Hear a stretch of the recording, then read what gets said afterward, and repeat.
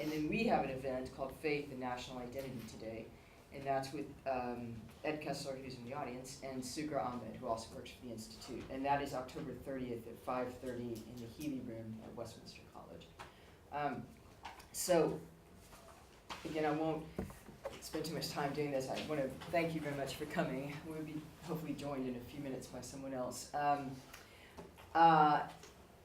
I will just introduce Professor Michael Berkowitz, who will talk about boxing, and then Omar Salha, who's a PhD student at SOAS, who's doing his research. Well, he'll explain it to you on Islamic diplomacy and non-Muslims in sport. Muslims and non-Muslims. Muslims and non-Muslims in sport. Thank you very much. And Mahfoud Amara, who's from Loughborough University, who his work has been on football in Algeria, but who can broaden it out for you. And then Adrian, again, as I told you, is a professional athlete, a rower. Okay, so I won't spend. So it's. Are you going? Do you want to? No, of course. We're gonna. Sorry, I'm going to give skis to the technology. So we'll give this to you. Okay. Just click it on. Thank you.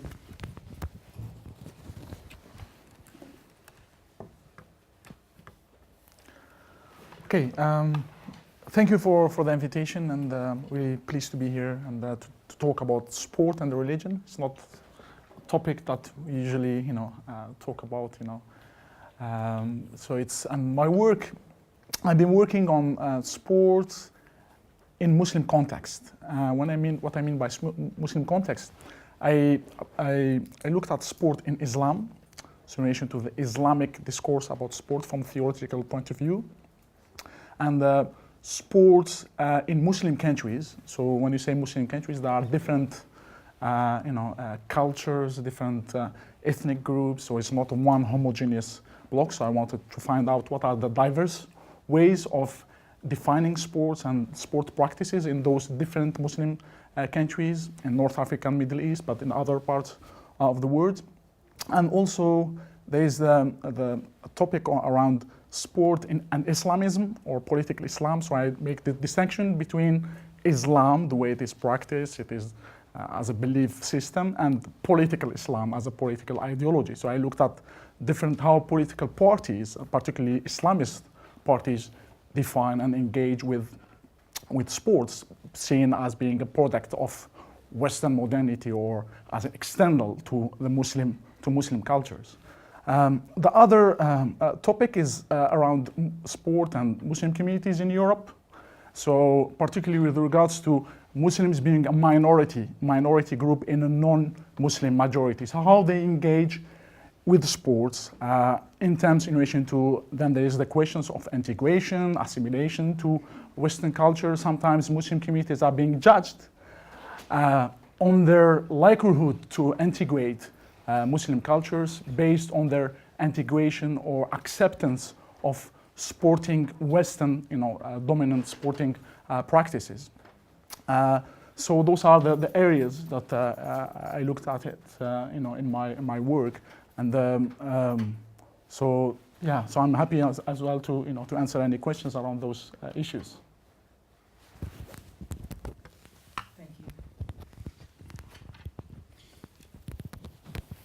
Thank you very much. Yes, I also want to say thank you to the Wolf Institute and for inviting me on to be part of the Festival of Ideas.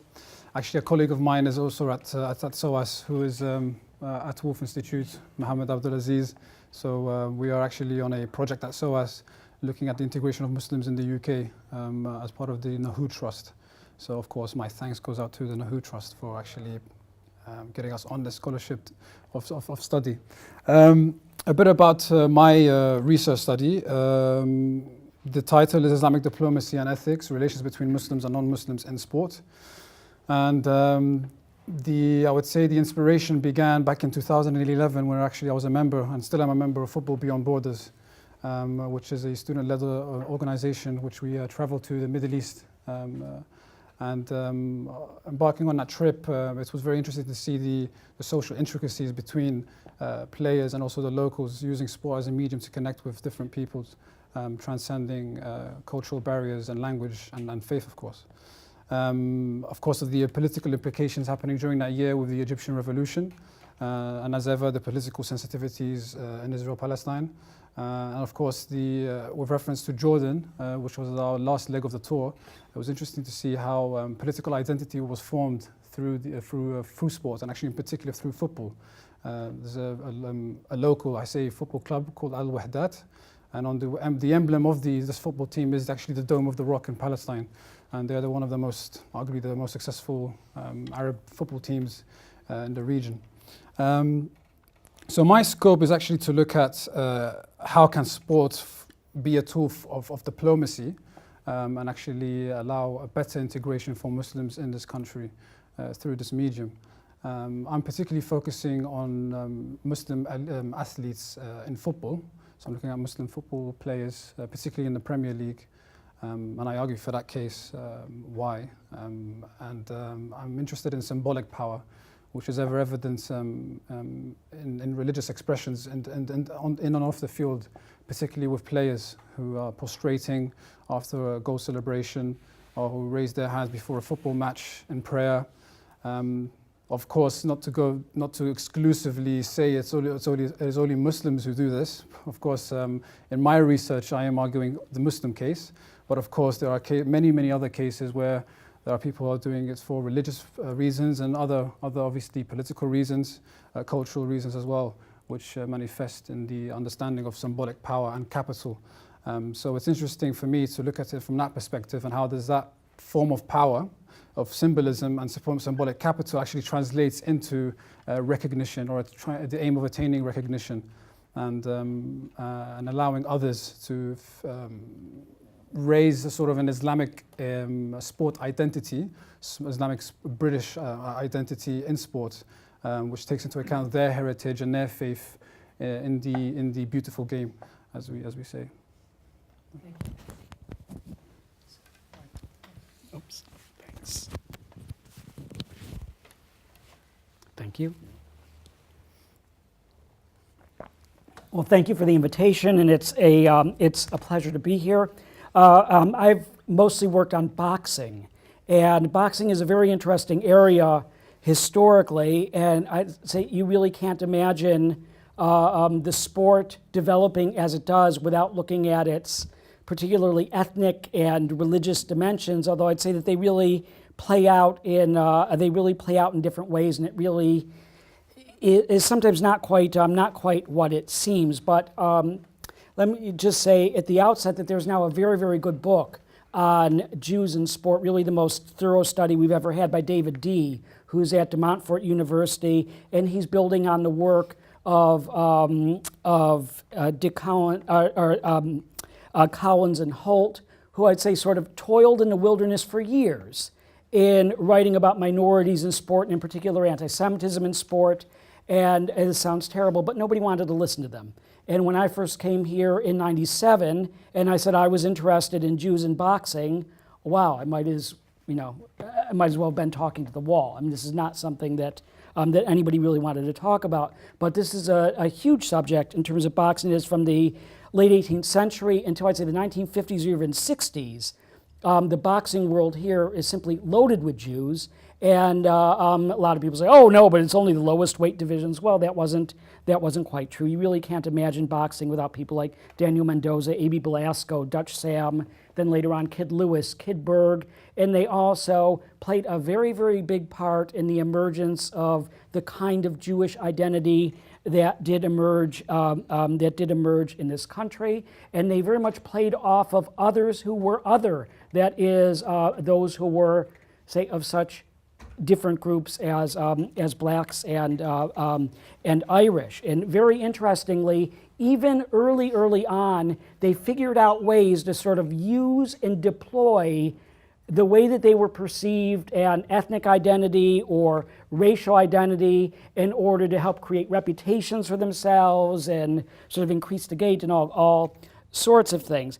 But what I wanted to say is that I think a way that it's been understood by some scholars, I've had a lot of problems with. And just to give you an example, in the American case, a lot of people talk about ethnic succession, that there are certain groups at certain times, then other groups simply succeed them. And I'd say it's been argued to a lesser extent in this country. And with all due respect, I think this isn't a very good explanation, because it isn't simply that groups succeed other groups naturally. I think that there's a lot more politics and a lot more choice and a lot more other factors that very often we don't often see. And just to give you an example, people think that, oh, Jews left boxing because of the other groups coming in. There were other ethnic groups that came in. And I found, the more I looked into this, that this was very problematic. I think Jews really left boxing in great numbers in the mid-1930s, around the time of the Berlin Olympics, that is the Nazi Olympics, when Jews faced the possibility of being the very best in their sport, but not being able to compete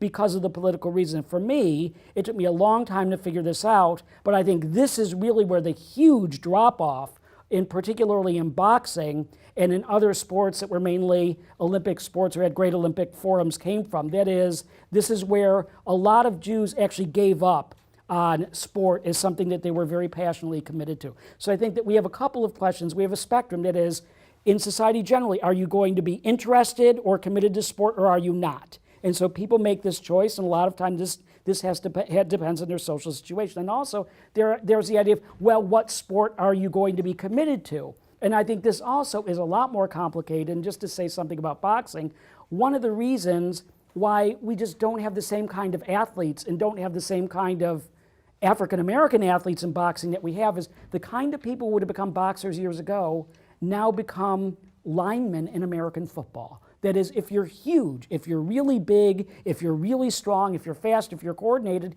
you can get a college scholarship. And say in terms of the kinds of choices that people make in sport, I think that a lot of times this figures in. We have now very, very relatively few African Americans in American baseball. Is this because they can't play the sport? No, it's a matter of the kind of choices that are made at certain points in life. So I think that almost all of this has to be looked at a lot more carefully in terms of what is going on at different levels in sport. And I think one of the reasons why the work of David D. and others is so valuable is because they show that at certain points, contrary to the stereotype, there are actually very large numbers of Jews in different sports who are doing extremely well. And the reasons why they come and go are actually quite complicated. Now, one of the things I'll say, which doesn't sound so nice, in a lot of ways, you'd say they wouldn't have become what they were if not for their religious identity. But on the other hand, the religious identity itself is very often in sport an affectation or a matter of play acting. That is, you can be very sincere and then you can be not so sincere. There can be simply something you do, literally going through the motions. Jews in boxing was very interesting. It became sort of a great trick to come out into the ring covered with a talit, with a prayer shawl, and maybe even tefillin. Again, and people said, oh, they're very religious. This is complete crap. They weren't very religious at all. It was great play acting. It was wonderful, which is not to say that religious sensibilities aren't important or different religious groups aren't important. And I'd say that you can't begin to understand the world of boxing in the United States or in Britain without the central figure of Muhammad Ali. And Muhammad Ali, I think, probably would have been the very first person to say that, of course, you can't begin to understand this without looking at Jews and other groups. Now I'll show you something that might seem a little bit funny. I did this book in 2007 with my dear colleague Ruti Unger. It's the best book that exists on minority fighters in Britain. It's the only book that exists on minority fighters in Britain up to this point. It's on Jewish and black boxers in Britain. And my wife, being a very smart person, said, "Why is Amir Khan in here? He is neither Jewish nor black. Why is he in there?" And I said, well, interestingly, he had no problem being in this book. Not only had no problem being in this book, he had no problem giving us photographs for free, not charging all, being thrilled to be included. Why? Because he, being a smart person, realizes that he is part of a culture where there has always been this multicultural aspect. So there isn't anything that's problematic about it to him. Nobody had to explain it to him. And also, the other person who was incredibly generous to us was Lennox Lewis. Again, nobody had to sit down and say, gee, there's this long history of Jews in boxing, and that helped with, there being black people involved, and Irish and Italians. Again, when you're inside it, or if you sort of any kind of sensibility of the history, and I will say this about boxing, it is one of the more historically minded, although brutal, sports imaginable and criticized for all sorts of good reasons, but I think the historical aspect, and also there is, which is not to say that there isn't racism and all that, but there is a very deeply held fraternal aspect in boxing that I think, and you can say, well, it's because I used to fight myself, but I think it probably runs a lot deeper than a lot of other sports. This idea of the way that people within this realm treat each other, which again is simply doesn't translate in the same way in other places. Thank you. Thank you. Sure. Oh, oops, sorry. Do you mind if I take the? Sure, please. Sorry. No, it's okay. All yours. Get used to it. Adrian, you mind? That's okay. So, Adrian will finish off for us. I think you just clip it onto your shirt and get used to these. Okay, yeah, thank you. So Adrian is going to talk to us about a totally different sport, and as a professional athlete, Yeah. about rowing. Okay, so my background was I was originally started rowing when I was a teenager, and then became international athlete through that, rowed at university, rowed for my country, and then became a professional rowing coach. And in the UK it's quite straightforward, it's generally quite middle class, I suppose, traditionally, public school, that kind of thing. But then when I was in Cambridge in 2001, there was funding made available for a talent identification program, where we went to all the schools in 16 different countries around the UK, tested all 14, 15-year-old boys who were of a certain height, so there was a certain cutoff. And we picked kids, and we ran these camps. We had camps 10 times a year, so 10 weekends a year. We get all the kids from around the country, 200 kids together. We'd do these testing weekends. We'd bash them against each other and come through. And as a consequence of 2012, about 15% of the medalists came from talent ID. And that's why British rowing became the best rowing nation, because that filled the gap. What it did do is completely open up to other groups of people that normally would not have had the opportunity. And one case in point is Mohammed Spihi, who's now a world Olympic medalist and a world champion twice over, and he's strictly Muslim. And he's from Morocco originally, or his family's originally from Morocco, but he's British. He is very devout, and when I was coaching him as a junior, London 2012 was on his horizon. This was 2007. And he was already, because he would do Ramadan during training. He would train twice a day and practice Ramadan. And he would never make a fuss of it, wouldn't have a go at anybody, wouldn't mention it, just got on with it. But during 2012, Ramadan fell during the Olympic Games. And he was concerned, well, how would I going to manage this kind of thing? And we had to discuss. And as it turned out, a lot of the Muslim athletes got special dispensation from the imams to perform, and then they have to do extra duties and extra time afterwards. But it's something he was very clear about, that's what he did, but it was no big song and dance, and nobody made any judgments about him because of it. He was just another guy in the team doing his job.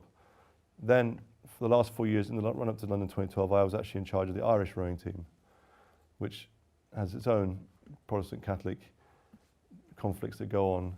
And I suppose the flag is the interesting thing with that. With the athletes, most of them are based in Southern Ireland, in the Republic, but actually sports are divided between Republic of Ireland sports and Northern Ireland sports, like football, for instance, and hockey.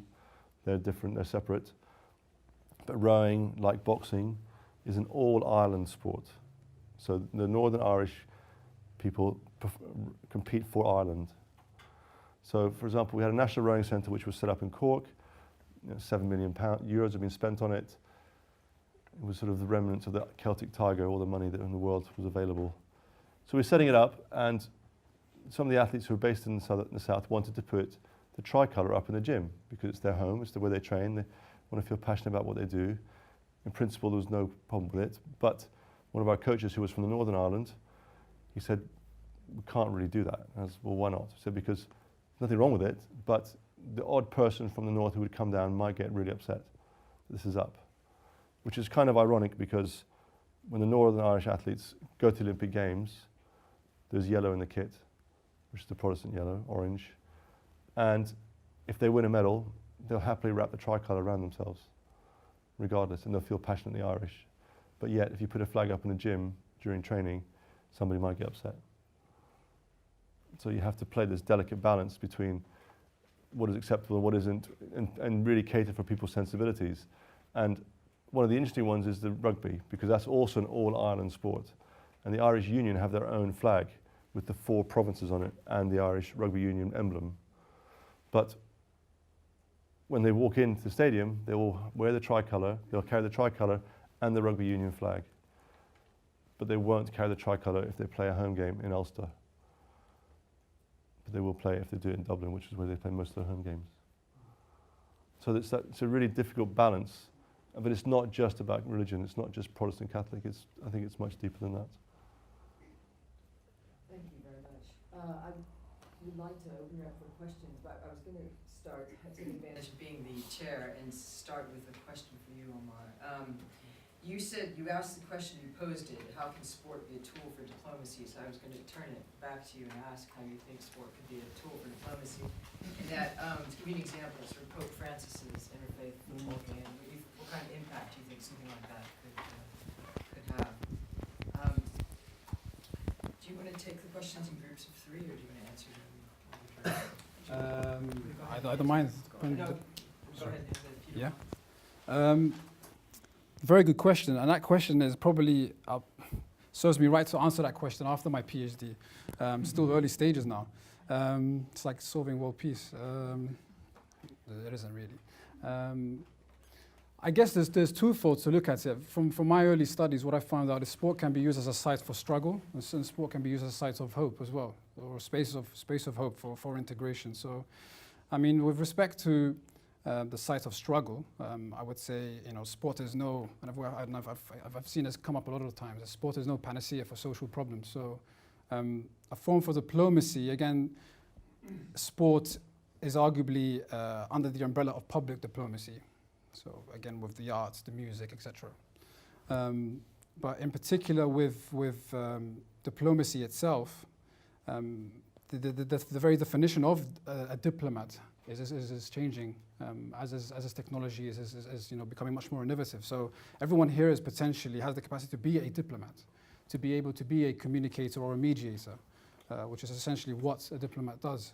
So in terms of sport and diplomacy, we have athletes who are reach celebrity status. We have athletes who are widely followed. If we look at Cristiano Ronaldo, for instance, he has 30 million followers on Twitter, which is I think more than David Cameron by 15-fold, if I'm not mistaken. So, I mean, we can't obviously deny the fact that these athletes have reached a status where they are worldwide renowned. And I think that affection between the athlete and the fans will allow the person to speak on behalf of the fans as a diplomat or as an ambassador in that sense. So I think in that sense, obviously, public perception is very, very important. We've seen governments who throw all their money at sporting mega events, the Olympics, the World Cup we've just witnessed in Brazil, and there are a lot of controversy, obviously, around Russia, the Russian bid, and the Qatar bid as well.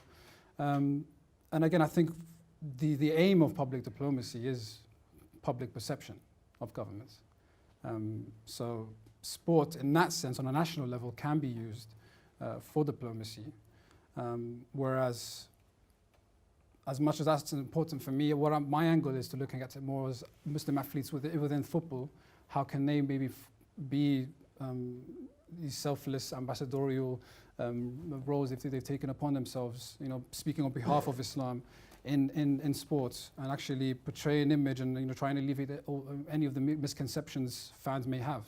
But again, like I said, there is a twofold, and the reason why I say, of course, as Michael mentioned, Muhammad Ali, he used his status, as a boxer in the boxing world. He refused to go to join the draft, and that I think played a pivotal role in the young black African Americans looking up to Muhammad Ali, and actually seeing him as a diplomat or an ambassador on their behalf, away with diplomacy without the capital D. So sports as a site of struggle, we look at Ahmed Mido, otherwise known as Mido, the Egyptian forward who used to play for Tottenham and Middlesbrough and a few other clubs. He was notoriously known actually for his signing on fees. He made more money signing on for different clubs than actually playing football. But his experience with Middlesbrough, and there's a case where he played against Newcastle Football Club, and the Newcastle fans were calling him shoe bomber, So they were quite, distinctive of his Islamic faith and attacking him for that. So that was a site for struggle for someone like me, though. Whereas a space of hope, you could look at, for instance, the likes of Frederic Canute, who is now a retired footballer, who, when he was fasting during the month of Ramadan, teammates would ask him, why are you fasting? What is Ramadan? He would pray in the changing room. There are many other cases, for instance, where, as a matter of fact, now a lot of football stadiums have actually accommodated multi-faith prayer rooms for fans and for players. There's an instance where I believe, the name has escaped me, but he used to play for Sissoko for Liverpool. And he would be the last player to leave the changing room, and the players respected that and left him to pray, then actually joined the football match. So I guess that is a space of hope for sport, as used as a diplomatic tool to actually integrate with the team, since obviously most of you here believe sport is a team effort, even though if it's an individual aimed sports, you have your coaches and your mentors, etc. So I would argue there are two folds to that answer. Unfortunately, from my early studies, I can't give you a much more resounding or groundbreaking analysis. That's okay. I'll be patient for your PhD. Does someone else? Does someone have a question? Yes. I've got a question for Omar. Sorry to exclude the three for the time being. Omar, just a couple of things first. This last World Cup saw lots of kind of on-pitch behaviour that seems to suggest people are praying or sort of religious kind of behaviour. But the question I wanted to ask you is that it's quite well documented fact that footballers are quite a kind of superstitious kind of breed. There's kind of lots of stories about players refusing to wear certain numbers, eating certain things for breakfast, doing certain routines before they go on the pitch. And I'm sure it happens in other sports as well, of course. And you get lots of players who perform certain acts after they've scored. Striker for my team, Sergio Aguero, kisses various parts of his hand and wrist, which I think are tattoos of his kids or something. So, in the same way that religion kind of sometimes borrows from earlier, pre-Christian, pre-Islamic, pre-Jewish sort of faiths, those kind of traditional, kind of pre-religious stuff, I wondered if the newfound sort of acceptance of religious behaviour kind of taps into some of that kind of former, kind of superstitious kind of stuff that goes on.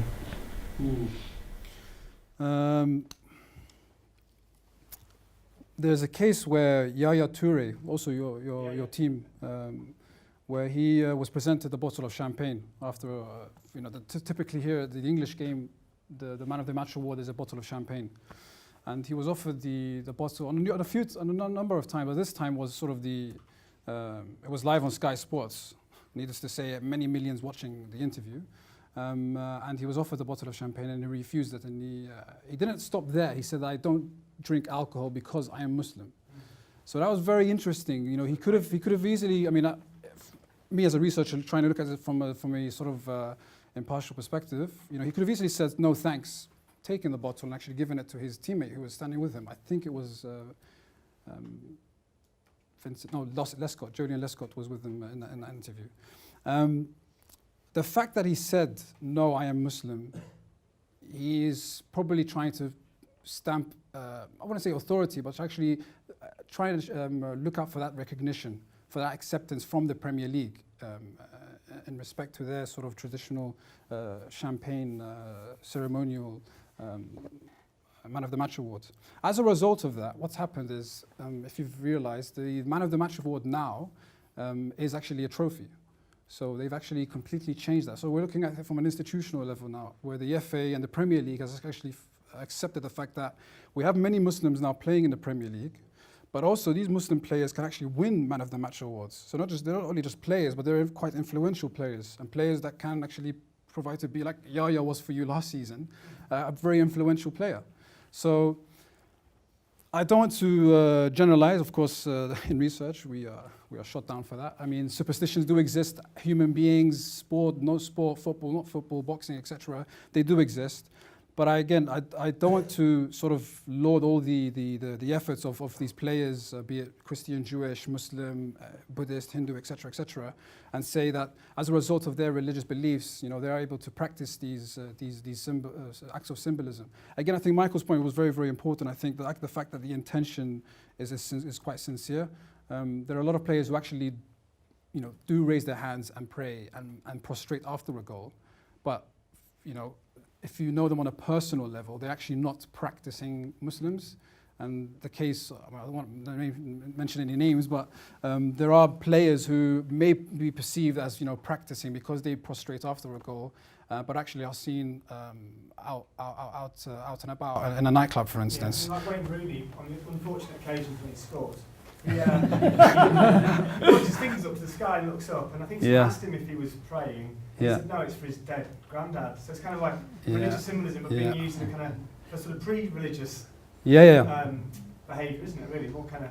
It is, and the same with Frank Lampard as well. Since his mother passed away, he points to. Again, I mean, it seems there's a propensity within football, particularly, to accept those kind of behaviours on the pitch. It's sort of part of it, isn't it? I wonder if it feeds into or is underpinned by the propensity to enjoy that kind of ritualistic behaviour, just away from religion entirely, and just a more kind of, including religion, of course, but an older tradition tapped into.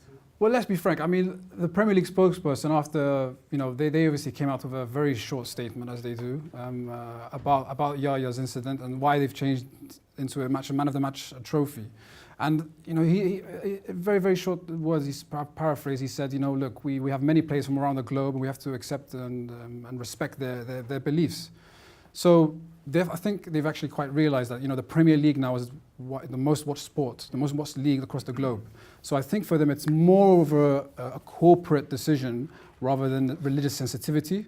So don't mean to sound pessimistic here, but I think that's the reality of the Premier League and the FA, the way it's run as a business, the way it ships scouting groups and clubs across East Asia, for instance, and now in Africa.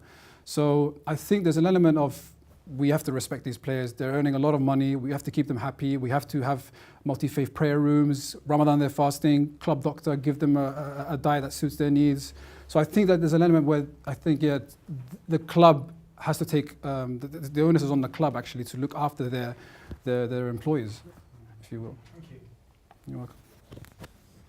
Someone else have a question? I think it's both Omar and Michael. Do you think these sort of, it's not clear whether it's superstitions or whether it's actual religious sort of signs of religious practice, but do you think these things are on the increase? That people do cross themselves more often now when they score a goal, or because this famous case, of course, in America where this football player started praying. This was this set the precedent, right? It was the first time that happened, and caused an outrage. And of course, then people were very quick to point out actually, people cross themselves all the time, and that's no problem.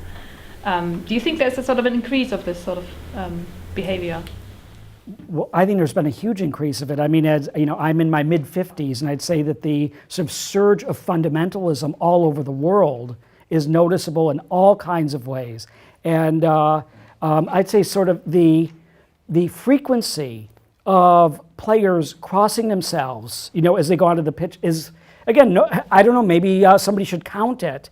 Just from watching games, I think it occurs much more often now than it used to. Not to say it didn't exist, not to say that it didn't exist before, but as far as sort of overt religious displays, and I, again, thinking of the United States as well, and this has a lot to do with the sort of Christian athlete phenomena, is that you sort of demonstrate your, you sort of demonstrate your faith. And I'm gonna say one of the things that is very uncomfortable for Jews and people of other faiths in the United States is that particularly in, say, football and basketball teams, maybe even other teams, if there's something like a prayer meeting, well, gee, in America there's supposed to be a separation between church and state. To what extent is something like that legal to actually have a prayer circle or prayer meeting? And this is a kind of thing that is, being figured out in courts and other places, but on the most basic social level, it's simply not very comfortable for the kids who don't fit into it. So I think that although you could say people should be free to express themselves,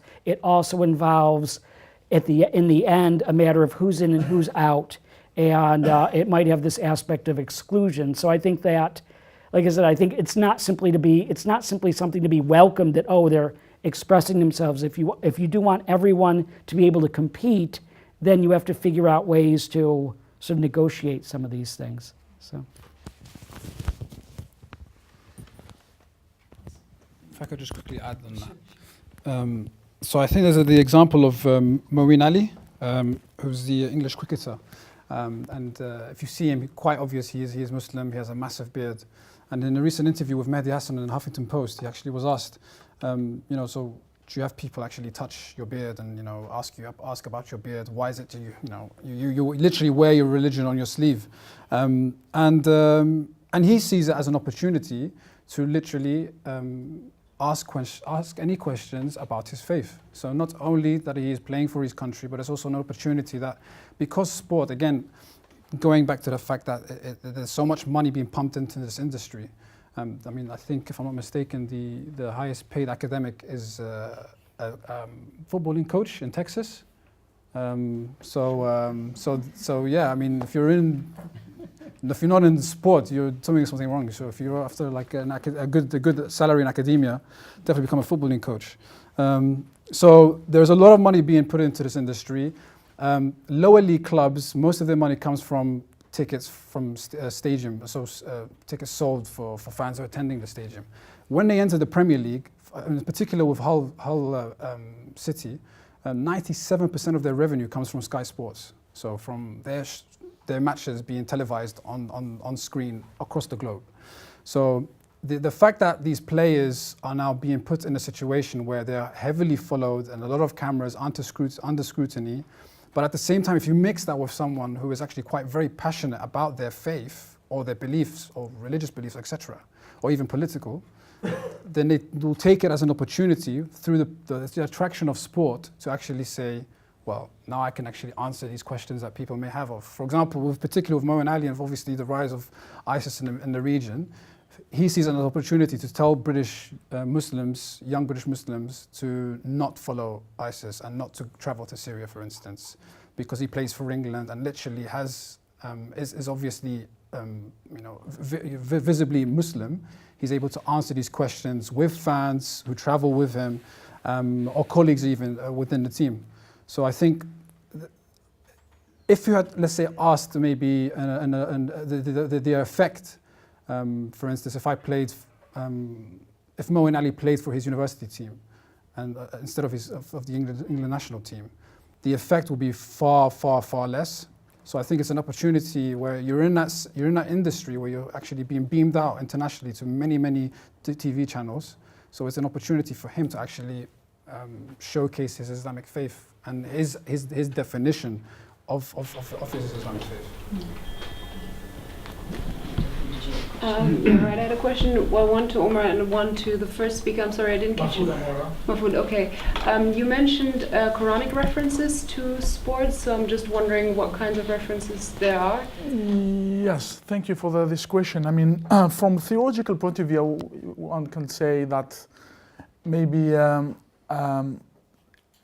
the question of Islam and the religion is still yet to be thought. There is no, using the framework of Arkun, the unthinkable and the unthought in Islamic thinking. So there aren't many fatwas, around sport practice, but the main, questions are usually with regards to fasting and performance, sport performance, also in relation to the body, particularly with regards to woman body, how it should be presented, in a public domain. And also the question of gender mixing, and the environment where the sport should be practiced. What's the ideal kind of Islamic environment for sportive practice? So there are some, fatwas here and there, and forums that ask questions. Usually Muslims, athletes or non-athletes, asking imams to intervene in those in relation to sports, and with regards to boxing, also in terms of question of harming the body and the issue of doping in sports and cheating. So there are some interventions here and there, but I think they are still not being considered. Sport is considered still as a domain of amusement, and is not really an important domain right now. Take into account other important issues that the Muslims and Islamic world is kind of facing. I mean, usually the sports is not taken seriously by I would say, the theologians. Yeah, that's what I can say. I don't know what Just one comment on that is interesting. That Qatar, for instance, is a really wealthy country and it's got more oil and gas reserves than any other Middle Eastern country. And they've decided they've had enough of their best people going to Europe to be educated. They want to be able to educate their own. But also, they've decided they want to become good at sports. So forget about the World Cup, just the Aspire Academy they have in Qatar, and the number of foreigners, Austrians, that sort of thing, who end up coming and becoming citizens to compete for Qatar. And they're investing something in the region of £100 million on setting up sports development plans from childhood through to, so basically cradle to grave, with elite performance being in the middle part of it, where they try and create these pathways to get elite performance in 32 sports. So I agree it's not very much, but again, just like East Germany, sport is something that's used for political gain, not necessarily religious. No, from a nation state's point of view and national point of view, I mean, of course, there's an interest, there's a desire to be present in sporting context, but I'm talking from a theological, from theological point of view, I mean, imams and scholars, religious scholars, they tend to be less involved in the debates around, Islam and sports. Of course, there's the question around the veil and for women, to practice sports, and so this has to, it becomes the question, with regards to Muslims practicing sports. There is a kind of an emphasis about this question, and as if the whole question of Muslims practicing sport has been reduced to the question of the veil and women and gender question. So that again, I mean, for example, there was with regards to women and sports, there was a big debate in relation to the flag bearer of Iran. I mean, she was a woman, and there have been many debates in Iran. Many questions have been asked to theologians with regards to is it acceptable for a woman to be a flag bearer of Iran, the Iranian delegation? So again, there were some questions about role of women in as a representative of the Muslim Ummah and how she has to behave, in such a way to be, a model, for other women. So, but there aren't many studies from, let's say, a religious point of view that specifically address the question of sports. I mean, there's a lot to write about. Thank you. You had a second question? Yeah, actually, the second question was to Omar, because you mentioned the Islamic sport identity in Britain, and I was just wondering, how would you describe that identity, and does it apply equally to converts you see in sports? So football, that is, I guess. So how would I describe Islamic identity in sport? Yeah, this specific Islamic sport identity that you mentioned. And do you actually see converts in professional football? Yeah, I mean, there are many converts generally there are many converts, and within sports particularly, I think the co-founder of the Association of Muslim Footballers is Nathan Ellington, who used to play for Ipswich, and he converted to Islam. Ribéry, of course, as well. Elsewhere in sport generally, I believe there's the name escapes me again. In New Zealand, there's a player who's also converted to Islam. There are many converts which happen within the field of sport. Yes, Nicolas Anelka, many in France actually.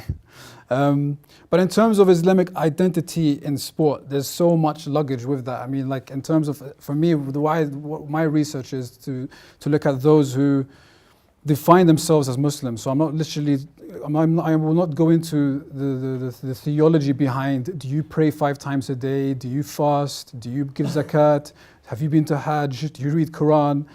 I am not getting myself involved in that whatsoever, because I think it's a lot, I mean, I wouldn't say waste of time, but I think it means a lot of baggage for me personally. Actually, I end up finishing my PhD definitely, that's for sure. Mm-hmm. Because again, this term Islamic identity is something which many scholars for many years continue to discuss. But very simply for me, if you define yourself as a Muslim, then you are entitled to be categorized in this Islamic identity in sport for me. And again, there are other, within that, of course, with my research, with my questioning, for example, for my field work, it'll be much more interesting to see people, for example, who are also non-Muslim and how they perceive, how they take the symbolic actions from Muslim players and how they perceive them. For example, do they have any effect on non-Muslim audiences?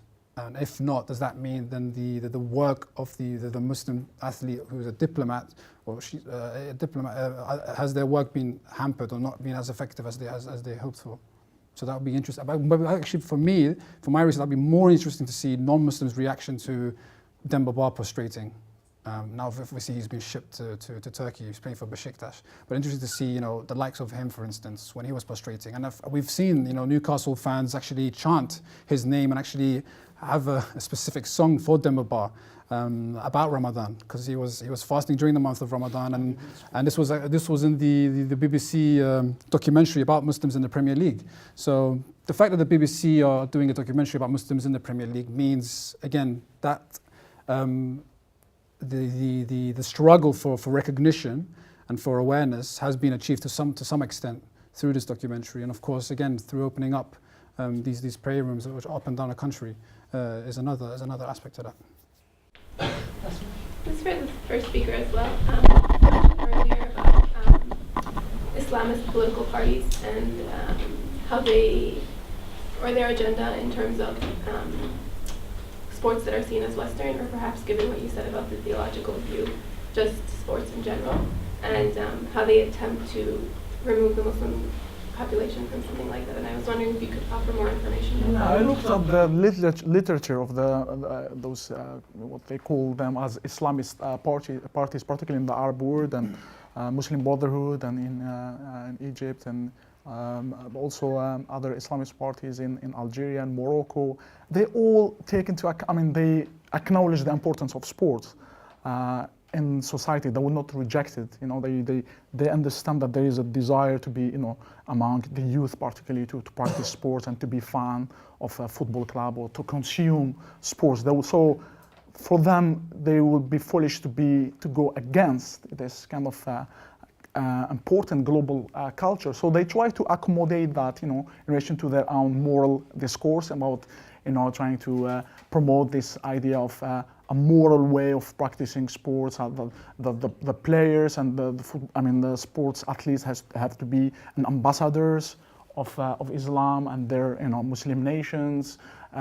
Also, they with regards to they engage with the debates around ethics, sports and ethics. And for them, from a political point of view, from strategically,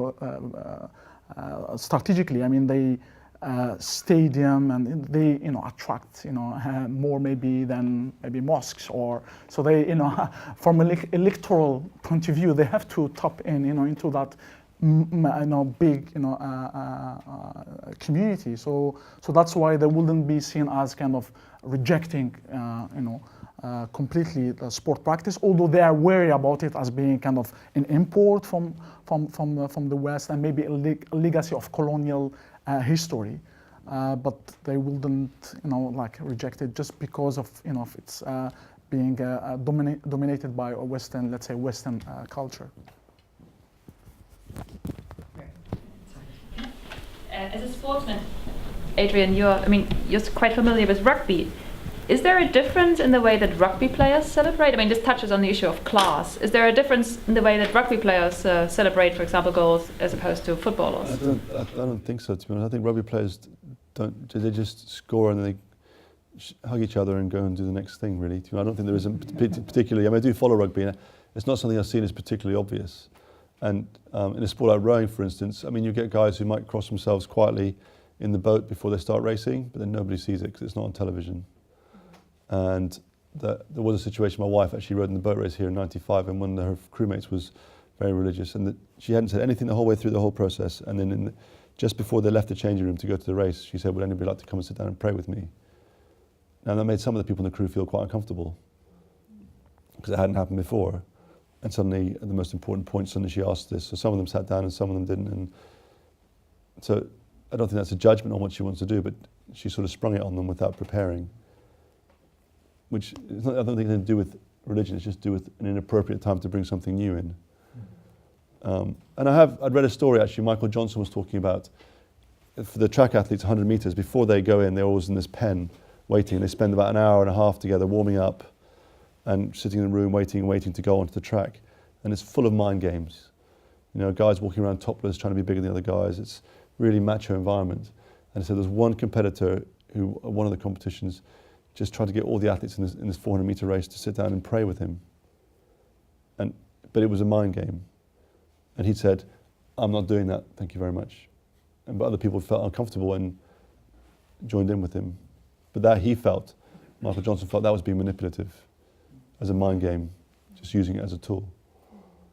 So, yeah, but in rugby, I don't see it particularly. I mean, I think the thing that struck me in Ireland is the same as the UK. Despite we have this perception of them being really religious and all the fights between the Protestants and the Catholics, people made comments about them being parties from the north and, you know, the Catholics and everything, but nobody cared. Really, nobody really cared. It just everybody got on and trained together, and because it was all performance driven, didn't matter what you did or where you came from.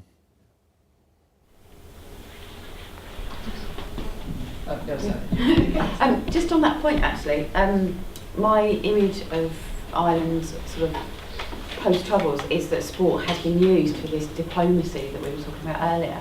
Is that true? Is that something you've had experience of at all? I mean, the thing with the Irish and the two flags, actually that happened in 1932. So, it was instigated by they wanted to go out and just use the flag with the 4 provinces on it. And the Old English got involved and said, no. So it all got, because the Protestants wanted to be represented. So that's why it's still in there. But that happened way before the Troubles. I mean, the irony is that the athletes in the north who play in All Ireland sports are quite savvy because they get the best of both worlds. They can get funding from UK sport and they get funding from the Irish Rowing Council. And they'll play that to the nth degree and get as much money as they can. Again, it's not religious. I mean, okay, the guys who play and compete in the north tend to be Protestant, and the people who compete in the south, the vast majority are Catholic. But it's really not a religious thing anymore, I don't think.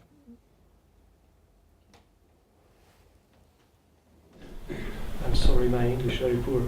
In the Asian game happened the incident about the Muslim sport woman wear different clothes or wanted to use different clothes. And what is coming? What is your opinion about that? What is coming in the future for the women in the sport and the Olympic Games and different games?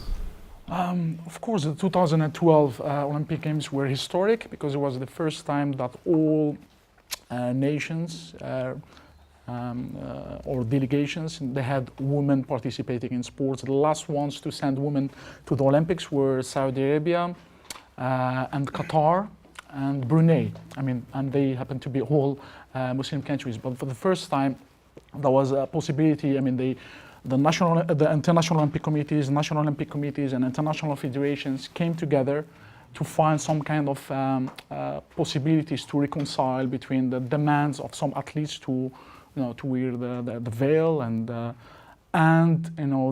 some of the demands of some conservative countries in the Arab world to allow for some kind of modifications on some of the rules, particularly with regards to women participation. And it happens for the first time that in 2012.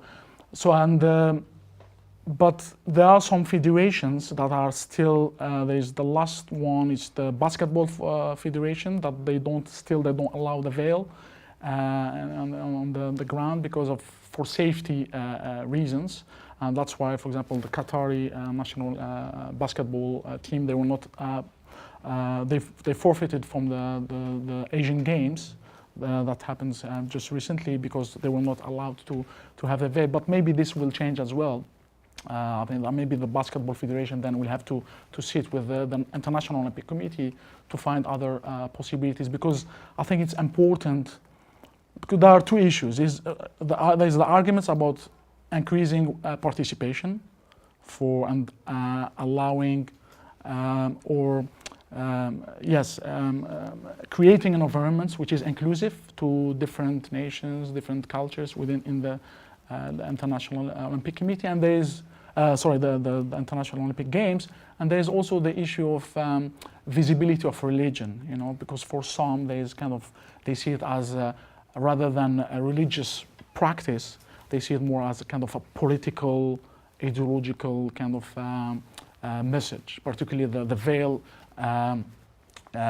particularly in relation to the Iranian, for example, Iranian athletes who, you know, when they come to the veil, maybe they are seen as more representing the Islamist or the like the Iranian political ideology.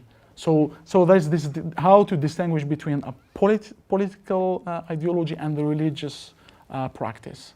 I think that's some they find it a little bit, particularly from a feminist point of view, in a Western secular context. The line between the two are still not clear for some. So that's what. But you know, there is for women veiled athletes. For them, it's a way, it's emancipatory, you know, to have to choose, to have the possibility to choose to wear the veil and to be good at, you know, in sports. For them, it's something that it's emancipatory. But this emancipation discourse is not accepted by everybody. So yeah, there are still some tensions with regards to women participation in sport, but there are differences, you know, in the whole Muslim countries. Women participation in sport in some countries is not an issue, you know, particularly those that have like a secular kind of tradition. But there are still in some other conservative or countries, I mean, there are still some tensions between how to reconcile between religious faith and the norms of international, you know, sports, which for some is being seen as dominated by Western culture. Yeah, I had a question for Adrian, which was just about a coaching relationship and to what extent religion sort of enters into that, if at all. I mean, in your experience, I mean, you mentioned that it's almost a non-issue in the sense people just, on one occasion, people just get on with it and have to manage the fasting issue. But is it, I mean, because you're dealing with presumably, I don't know, team spirit and motivation and things like that. Is it ever a sort of a thing you're conscious of? Not really. I mean, particularly with someone like Mohammed, we helped him a lot. We got special sports scientists and nutritionists involved so he could cope with the training. He wouldn't perform very well during the fasting period, but he could train properly. And it was never an issue. He just got on with it. It never had any consequence on anybody else. I suppose the thing you look back on is someone like Chariots of Fire, a little refusing to run on a Sunday because of his religious beliefs. There were people that I've coached who are quite religious in what they do, but it doesn't impact at all. They never request anything because of it. The only thing that was different, I suppose, in Ireland was that we did have a bit, not a row, but a bit of a sort of difference of opinion with some of the athletes. A few of the guys were from a certain part of Cork, down the West Country, quite a few of them, and a little boy had been killed in a farming accident, and he'd been killed a day before a national trial up in Northern Ireland, where we were hosting it. And a lot of the athletes wanted to go to the funeral. No, it wasn't him, it was one of the boys' fathers had died. And a lot of the guys knew him, and the girls knew him. And they wanted to go to the funeral. And we had to say to them they couldn't go to the funeral. Because this is a national team, we've got the whole country coming to perform. You're the leading athletes in this program, you have to perform. You know, there was always, in Ireland, a month later there's the memorial. We let them off training for a day to go to that. But at that point we had to say to them, no, you have to come to them. And they were quite upset, some of them, and they did it begrudgingly, not begrudgingly, but they did it, and they understood the reasons. And they were upset. And to be fair, the boy was very good. He said, look, you can't help me by being there on that day. You can help me by being with me when I'm having a hard time in the weeks and months afterwards, because they all trained together. So it was the only time that we had some, sort of had to put our foot down a little bit, but it wasn't, I don't think that's religious perhaps, but in terms of segregation, but it is obviously a religious ceremony. Yeah. I wonder if I could ask a question which explores a bit more the motivation of the religious sportsman. I'm a Christian theologian who's very interested in work and also very interested in sport. And Christians often understand their occupation in terms either of calling or gifting. So they may have a strong sense of being called by God to do a particular sort of job. It might even be something they don't really want to do, but they feel called by God to do it. So that can be a strong motivation. Or they may feel they have a gifting, that God has given them a particular talent for doing something very well. And so that's the obvious thing that they should do. I just wondered whether there's something similar in Islam, whether Islam would use that sort of language, the language of call, the language of gift, or whether you would understand motivation in a rather different way. I should first of all say that I'm no Islamic scholar in any way and nowhere near your level. So if anyone else in the audience is actually more equipped to answer that question, I am more happy to allow them the floor if they're allowed to, of course. From what I know, which is very basic, I would describe myself as a practicing Muslim. The word da'wah in Arabic is to call upon. So for us,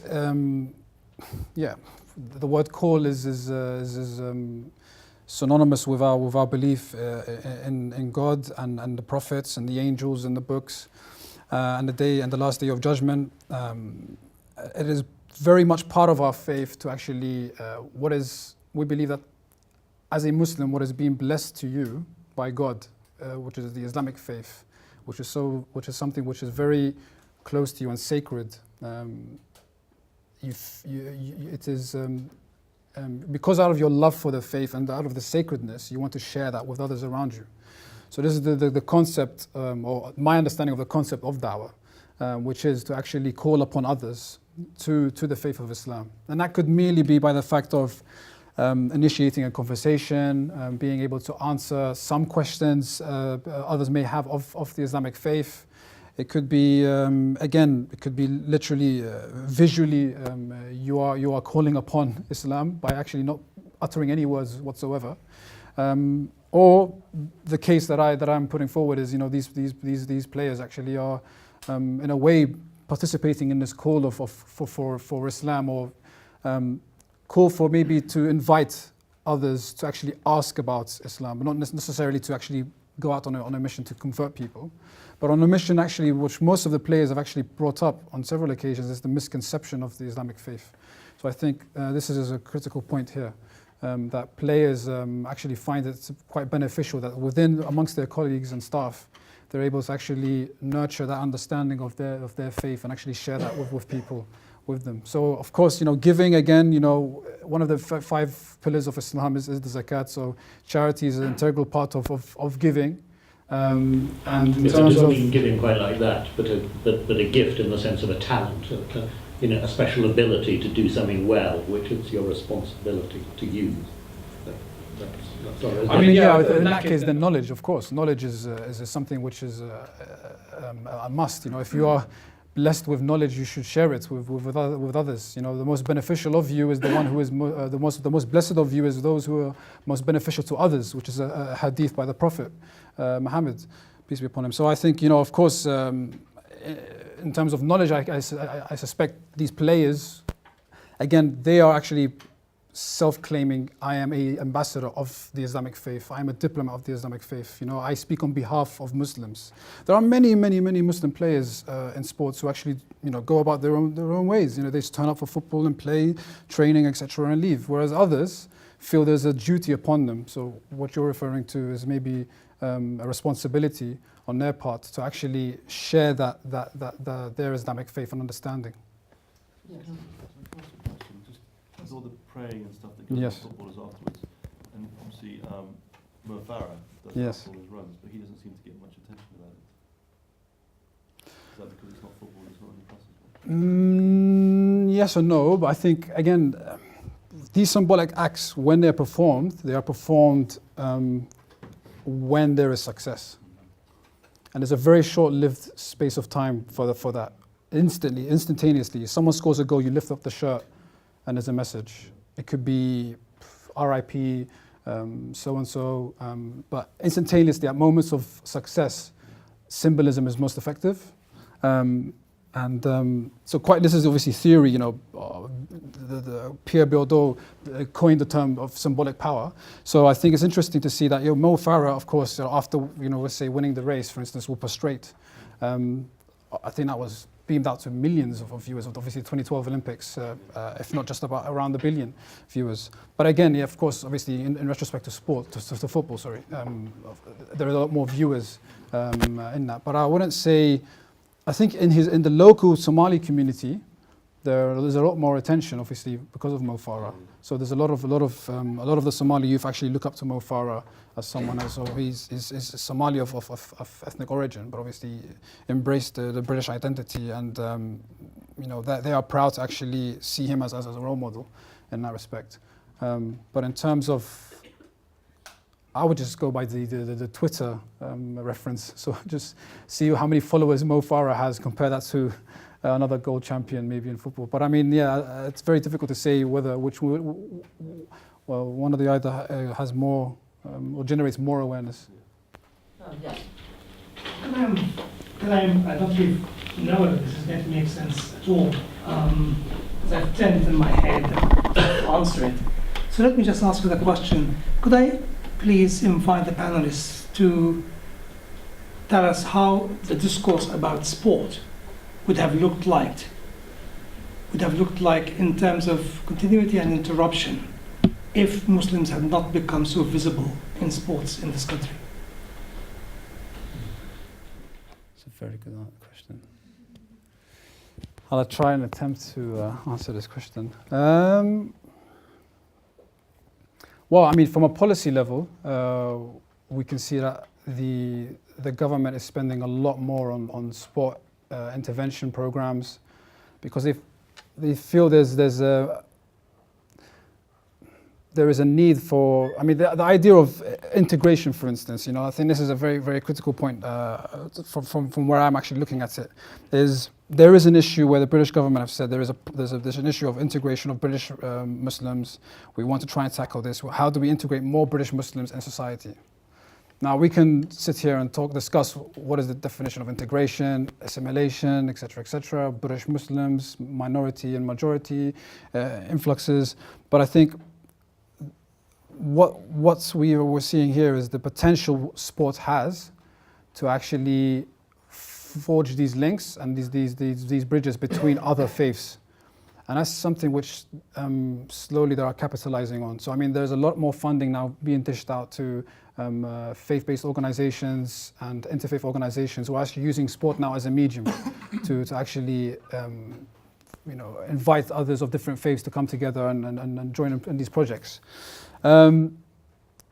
If, let's say, Muslims were not, I mean, the number of Muslim football players were not as they are today in the Premier League, I don't think the documentary would have been made. I don't think the Man of the Match trophy would have changed. It would have remained the champagne bottle. I don't think many more multi-faith prayer rooms would have popped up. And I certainly don't think these fatwas would have come out as well for specific players who are actually going around and saying, my team is sponsored by 888.com. Gambling in Islam is forbidden. I cannot wear this T-shirt. And there are some cases where the imam, for example, in Spain, with one particular case, allowed the player to actually wear the shirt based on the fact that the company, through its halal, so lawful earnings, they donate a certain amount of that towards charity.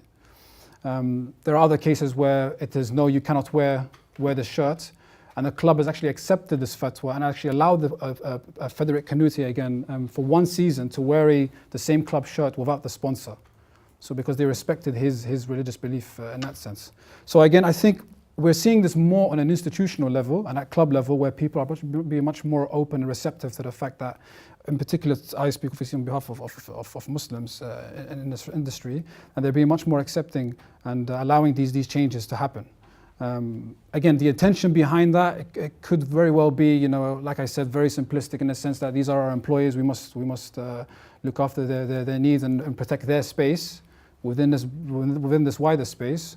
And it could ultimately mean also that we are an all-embodying organization. We have many players across the globe, and we must respect the sensitivities and cultures and faiths of people in this industry. Could I just, because my third pass wasn't very clear, I just wanted to talk about, I wanted to ask you to speculate, to reflect on how the discussion today, presentations today, would have looked like if Islam and Muslims were not visible in sports these days. It's not about what clubs have done. Yeah. Would have there been anything to talk about? So I mean for in some countries or in some contexts, the question of visibility is not an issue because it's part of the diversity. So Muslims, they want also to be visible as other communities because they are also citizens of these countries and they have the rights to express their opinions. So therefore, visibility is not an issue. But then how we then will define visibility for some associating visibility with some religious kind of opinions, that's maybe this is not for some accepted, or it is seen as a kind of a sign of disintegration of the Muslim communities or ghettoization of the Muslim communities. And of course there are differences between European countries as well. When you say about visibility of religion, let's say in France, the way that is defined is not the same as, for example, in Britain, in a multicultural, where multiculturalism or cultural diversity is accepted as the norm. So I don't know why you think that visibility should be an issue. So my speculation is that if the Muslims have not become an issue, the question of sports and religion may not have come to the fore in the same way that you talk about it now, simply because the very fact that Muslims have become an element in sports somehow... One question I would have is that, because obviously there's a big discussion between Islamic State and the religion, and they're sort of in parallel but not together. But for example, in America, baseball, a lot of Hispanics, a lot of Catholic symbolism, people praying and kissing the cross before they bat and that kind of stuff, and it doesn't raise any press. It might be an idea to think about it and answer Yassir's question from the spectator's point of view. Like what's happened over 25 years, if you look at spectators looking in, when I was a kid going to a football match, there was a lot of chanting that was racist. Right? That's gone. There's nothing to do with Islam. Now it's very much controlled in this country, maybe in other parts you get it. But I wonder whether you might look at it in terms of like the spectator looking in on this sport compared to say 1975 or 74 to 2014, because the spectators looking in have changed dramatically in terms of what they're looking at and their chance, their participation in it, the language, they're being caught up in it, and in terms of obvious issues such as racism and prejudice. I mean, that has to do with also the Islamic religious practice, which is, it seems to be more visible. For example, in relation to the veil, you can, if you are Muslim and a woman and you don't wear the veil, that maybe, and you look like European, or then nobody will interpret your behavior in relation to your Islamic faith because you don't have the visible kind of religious expression. So it has to do with the way that Islamic practice is visible in the public sphere, and so maybe the difference between the religion. I don't know for the Jewish, how is the Jewish faith visible, or what makes the Jewish faith visible in sports, or is there any? I don't know. The main way that Jews would sort of express themselves. And this would always come up in the World Series if there happened to be a Jewish player, is do you play on the holiest day or not, on Yom Kippur? And of course, the most famous act by a Jewish athlete in modern times was Sandy Koufax not pitching, but it's very, very few and far between. But with all due respect, I've got to say, I think that the point here that was mentioned by my colleague is really the big, big issue.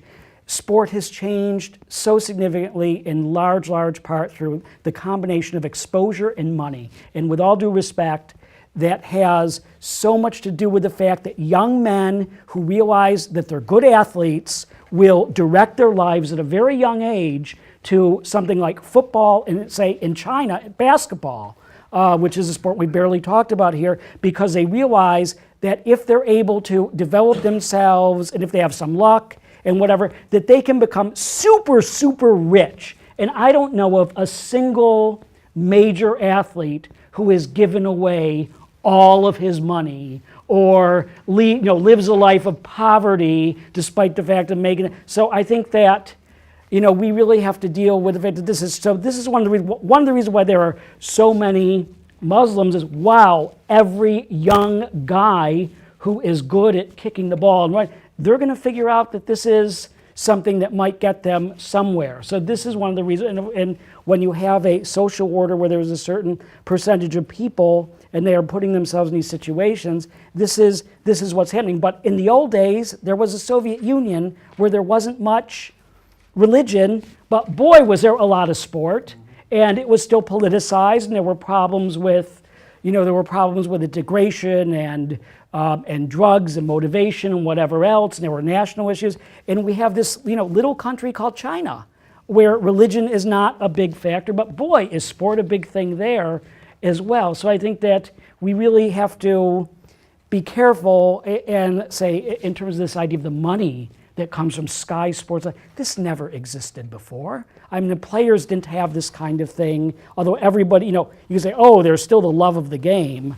Boy, has this changed completely. So I think this is one of the reasons why so many kids sort of follow this dream long after they really have any chance to do it, because they have this, they have this in front. And I also think there's a huge difference between recruitment and sports. For the sports where people know that there's an end point, and that there isn't this kind of financial reward, whether it's hockey, rowing, lacrosse, other ones where, so football and basketball, I think as a historian, these have to be put into really different, and I say to a certain extent cricket, but these have to be put into completely different categories. So you do have the religious part, but boy, these guys don't get there unless they have a combination of, the talent and the really wanting it. They really have to want it. I'd say it's usually very complicated as far as all the things that they want in addition.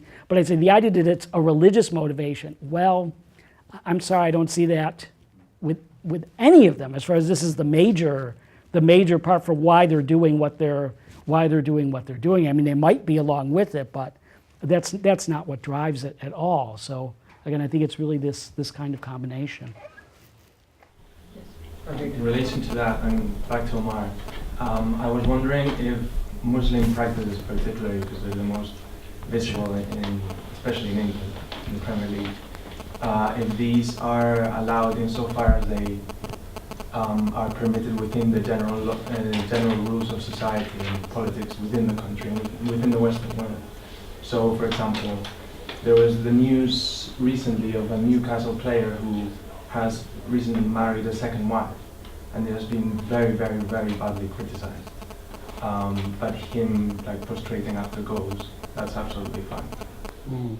This is Sheikh Tiote, who is from Ivory Coast, the central midfielder. I haven't seen him prostrate actually in a Newcastle shirt since his move. So he's actually the two that have prostrated are Demba Ba and Cisse. Demba Ba is now in Turkey, and Cisse is still playing for Newcastle. Interestingly enough, when Cisse does score, he's actually stopped prostrating. I don't know whether maybe that's because in the news he was caught gambling in a casino.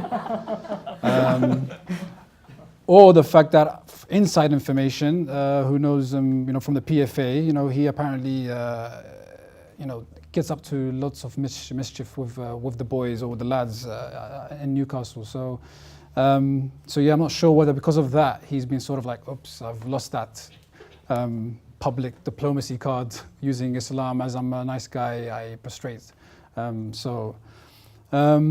To be honest, the situation of Tiote is, from my understanding, is he has a second wife in Ivory Coast, I think. But does it really affect? I don't think the club really. I mean, the club hasn't released a statement, or at least I've not seen a statement from the club. So I don't think it would sort of hinder their stance on it. I mean, pretty much, let's put it this way, if Cisse was scoring 20 plus goals every year, getting Newcastle into the Champions League every single year, do you really think Newcastle are going to turn around and say, you have a second wife, we have to cancel your contract? Yeah, but I didn't mean so much the clubs as the general perception. Yeah. Is it unlawful to have a second wife in this country? Yes, it is. It is. In this country it is. But so maybe that's why, his wife, she's not here. I mean, she's Well, in that case, in terms of how to deal with this legal and Yeah. illegal, Yeah. questions. I mean, this is an important question. So. Isn't the position that you can marry a second wife abroad? They recognise it, but you can't marry a second wife. Yeah. And surely he's not the first English Premiership footballer to have more than one partner. Is that as well? Yeah, sure. Just very quick comment. There was a very well-known basketball player named Dennis Rodman, who was a huge man who actually liked to dress in women's clothing. And there was a certain point in his life where he said that, you know, when you're good enough and you make enough money, you get to do whatever you want to do, and people don't really care. And then the other thing he said, which was great, he said, you wouldn't believe, you know, the clothing that I can get in my size. You know, that he seemed to have no problem. So he insinuated that there are plenty of other people doing what he was doing, but at a certain point, nobody seemed to care anymore. So I think that it's a matter of, it's exactly what, how good are you, how valuable to the team, and then you can get away with whatever you want to get away with. I think we should stop there at 6:30. We have drinks, fruit juice, and snacks at the back. Thank you very much for coming. And I'll thank our panelists who did a great job.